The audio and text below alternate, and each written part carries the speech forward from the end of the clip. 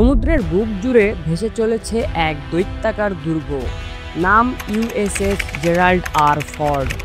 এটি কেবল একটি জাহাজ নয়, এটি যেন সমুদ্রের বুকে ভাসমান এক শহর, এক চলমান সামরিক ঘাঁটি। দৈর্ঘ্য 1100 ফুট, উচ্চতায় 20 তলা ভবনের সমান, আর ওজনে 1 লক্ষ টনেরও বেশি। দুটি পারমাণবিক রিঅ্যাক্টরে চলে এই জাহাজ, যা একে জ্বালানি ভরা ছাড়াই টানা 25 বছর সমুদ্রে চলার ক্ষমতা দেয়। এর ডেকে প্রায় 75টির বেশি যুদ্ধবিমান আছে, F-18 super hornet, electronic warfare plane, helicopter, সব মিলিয়ে এক ভাসমান এয়ারবেস। ভেতরে আছে আধুনিক কমান্ড সেন্টার, হাসপাতাল, খাবারের বিশাল রান্নাঘর, এমনকি জিম পর্যন্ত। প্রায় 4500 নৌসেনা প্রতিদিন এখানে কাজ করে, খায়, ঘুমায় আর যুদ্ধের জন্য প্রস্তুত থাকে। প্রযুক্তি আর শক্তির সমন্বয়ে একে বলা হয় সমুদ্রের ভাসমান দুর্গ। কিন্তু প্রকৃতির সামনে সবচেয়ে শক্তিশালী দুর্গ যে কতটা অসহায় তা প্রমাণ হয়েছিল এক ঝড়ো রাতে।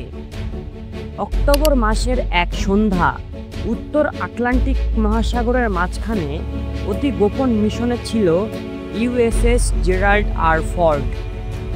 আকাশে ছিল ঘন কালো মেঘ, সমুদ্রের ঢেউ স্বাভাবিকের তুলনায় অনেক উঁচু। অভিজ্ঞ নাবিকদের কাছে এগুলো খুব স্বাভাবিক মনে হয়নি। ডেকে তখনও চলছিল যুদ্ধবিমানের টেক অফ আর ল্যান্ডিংয়ের মহড়া। কিন্তু সেই সময় রাডারে ধরা পড়ল এক অদ্ভুত নিম্নচাপ। প্রথমে সেটিকে তেমন গুরুত্ব দেওয়া হয়নি। আটলান্টিক মহাসাগরে নিম্নচাপ নতুন কিছু নয়, কিন্তু কয়েক ঘন্টার মধ্যেই সেটি রূপ নিল এক দানবীয় ঘূর্ণিঝড়ে। বাতাসের গতি ঘন্টায় 140 কিলোমিটার ছাড়িয়ে গেল। আকাশ একেবারে কালো হয়ে গেল।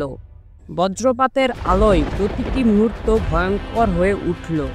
বিশাল সমুদ্র যেন ফুঁসে উঠল। ঢেউ একটার পর একটা আছড়ে পড়তে লাগলো জাহাজের গায়ে, আর সেই বিশাল জাহাজটি আটকে পড়ল প্রকৃতির এক ভয়ঙ্কর পরীক্ষায়। কিন্তু ঝড়ই ছিল না সবচেয়ে ভয়ঙ্কর। হঠাৎ রাডারে ধরা পড়ল আরও ভয়াবহ দৃশ্য। সমুদ্রের গভীর থেকে হঠাৎ উঠে আসা এক দৈত্যাকার তরঙ্গ। উচ্চতা ছিল প্রায় 85 ফুট, মানে 8 তলা ভবনের সমান। নাবিকদের চোখ কপালে উঠল। তারা জানতো ইতিহাসে এরকম তরঙ্গের আঘাতে বহু জাহাজ এক মুহূর্তেই ডুবে গেছে। ক্যাপ্টেন গর্জে উঠলেন, সবাই সেফটি পজিশনে। কিন্তু সতর্কবার্তা শেষ হওয়ার আগেই প্রথম তরঙ্গ আছড়ে পড়ল। মুহূর্তের মধ্যে ডেকের দুটি যুদ্ধবিমান ছিটকে পড়ল সমুদ্রে। জাহাজ প্রায় 20 ডিগ্রি হেলে গেল। ডেকে থাকা নাবিকরা মাটিতে আছড়ে পড়ল। কেউ কেউ গুরুতর আহত হলেন। কমান্ড রুমে বাজল রেড অ্যালার্ট। সাইরেন বেজে উঠল চারিদিকে। আতঙ্কের চিৎকার, ভাঙাচোরা সরঞ্জামের শব্দে ভরে গেল জাহাজ। কিন্তু দুর্যোগ তখনও শেষ হয়নি। দ্বিতীয় তরঙ্গ আসতে আর মাত্র 7 মিনিট বাকি। সবার চোখ তখন ঘড়ির কাঁটায় আটকে। অবশেষে দ্বিতীয় তরঙ্গ আছড়ে পড়ল। আঘাত এতটাই ভয়ঙ্কর ছিল যে জাহাজের পেছনের অংশ পুরোপুরি ডুবে গেল জলের নিচে। কমান্ড রুম পর্যন্ত ঢুকে পড়ল পানি। বিদ্যুৎ সরবরাহে বিঘ্ন ঘটল। আলো নিভে গিয়ে অন্ধকার নেমে এলো চারিদিকে। মনে হচ্ছিল বিশ্বের সবচেয়ে শক্তিশালী এয়ারক্রাফট ক্যারিয়ারও আজ প্রকৃতির কাছে আত্মসমর্পণ করবে। ঠিক তখন সক্রিয় করা হলো জাহাজের সবচেয়ে উন্নত প্রযুক্তি, ড্যামেজ কন্ট্রোল সিস্টেম। এই সিস্টেম মুহূর্তের মধ্যে পুরো জাহাজ স্ক্যান করতে শুরু করলো। কোথায় পানি ঢুকছে, কোন অংশে শর্ট সার্কিট হয়েছে, কোথায় ফাটল ধরেছে, সব কিছু শনাক্ত করা হচ্ছিল একসাথে। আর স্বয়ংক্রিয়ভাবে সেসব জায়গা বন্ধ করে দেওয়া হচ্ছিল। পানির প্রবাহ কমতে লাগলো। ভেতরের চাপ সামলে উঠতে লাগলো জাহাজ। মানুষের সাহস আর প্রযুক্তির মেলবন্ধনেই ধীরে ধীরে ফের স্থিতিশীল হতে শুরু করলো জেরাল্ড আর ফর্ড। ৪৫ মিনিট ধরে চলল এই সংগ্রাম।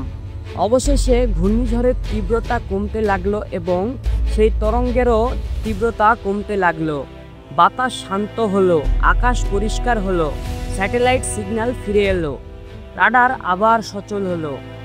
সমুদ্র আবার শান্ত হতে শুরু করলো, কিন্তু সেই শান্ত সমুদ্রের মাঝখানে দাঁড়িয়ে রইল ক্ষতবিক্ষত জাহাজ। হারিয়ে গেছে কয়েকটি যুদ্ধবিমান, আহত হয়েছে ডজনখানেক নৌসেনা, কাঠামোর বিভিন্ন অংশ ভেঙে গেছে। তবুও দাঁড়িয়েছিল ইউএসএস জেরাল্ড আর ফর্ড। ভাসমান দুর্গটি প্রমাণ করল, প্রকৃতি যতই ভয়ঙ্কর হোক, মানুষের সাহস আর প্রযুক্তি মিলে মৃত্যুকেও হার মানাতে পারে। পরবর্তী তদন্তে জানা গেল, ঝড় আর সেই তরঙ্গ সম্মিলিত আঘাতই সবচেয়ে বড় বিপর্যয় ডেকে এনেছিল। রিপোর্টে স্পষ্ট করা হয়েছিল, মানুষ যত উন্নত প্রযুক্তি তৈরি করুক, প্রকৃতির শক্তির সামনে আমরা এখনও ক্ষুদ্র। আর এই ঘটনার পর মার্কিন নৌসেনাবাহিনী তাদের সব এয়ারক্রাফট ক্যারিয়ারকে আরও শক্তিশালী কাঠামো দেয় এবং আরও উন্নত জরুরি সতর্কবার্তা যুক্ত করে।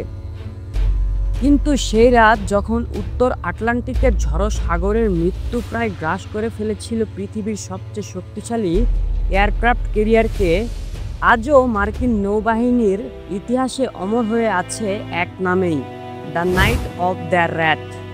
তো ভিডিওটি এই পর্যন্তই। আপনাদের যদি এই ভিডিওটি ভালো লাগে অবশ্যই আমাদের চ্যানেলটি সাবস্ক্রাইব করবেন এবং ভিডিওটিতে একটি লাইক করে দিবেন।